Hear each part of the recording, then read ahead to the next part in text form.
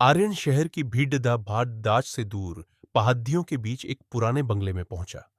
वह एक लेखक था और अपनी नई किताब के लिए शांति चाहता था। बंगले के केयरटेकर बूढ़े काका ने उसे चाबियां देते समय एक अजीब चेतावनी दी। साहब, इस बंगले में 3 बेडरूम है।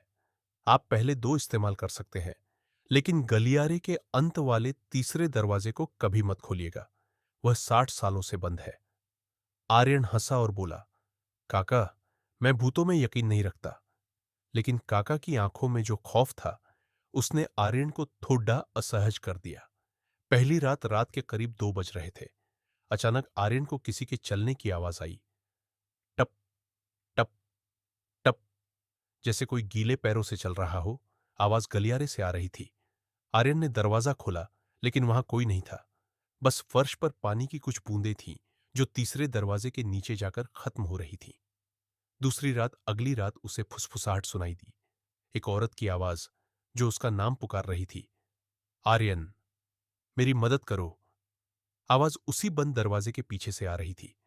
आर्यन ने खुद को समझाया कि यह सिर्फ हवा का शोर है, लेकिन उसका दिल जोर जोर से धड़क रहा था। तीसरी रात, चरम सीमा। तीसरी रात भारी बारिश हो रही थी। आर्यन सोने की कोशिश कर रहा था कि तभी उसे उस बंद कमरे के अंदर से किसी के रोने की आवाज आई। इस बार आवाज 10 बजे रात को आई। इतनी साफ थी कि वह खुद को रोक नहीं पाया।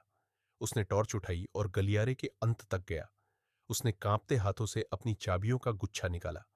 एक पुरानी जंग लगी चाबी उस ताले में फिट बैठ गई। जैसे ही उसने दरवाजा खोला, एक ठंडी हवा का झोंका आया। कमरा खाली था। बस बीचों बीच एक पुरानी धूल भरी मेज थी, जिस पर एक आईना रखा था। आर्यन आईने के सामने खददा हुआ। टॉर्च की रोशनी आईने पर पड़ी, लेकिन जो उसने देखा, उससे उसके पैरों तले जमीन खिसक गई। आईने में उसका अपना अक्स, रिफ्लेक्शन नहीं था, बल्कि आईने में वह देख पा रहा था कि उसके पीछे वही बूढ़ा काका खद्धा है, जिसके हाथ में एक कुल्हाड़ी है।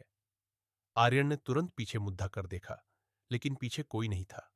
कमरा पूरी तरह खाली था। तभी उसे अपने कान के पास वही फुसफुसाहट सुनाई दी। वह पीछे नहीं। अगली सुबह सूरज निकला।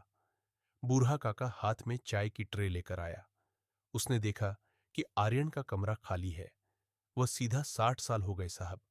इस आईने को हर साल एक नए लेखक की तलाश रहती है।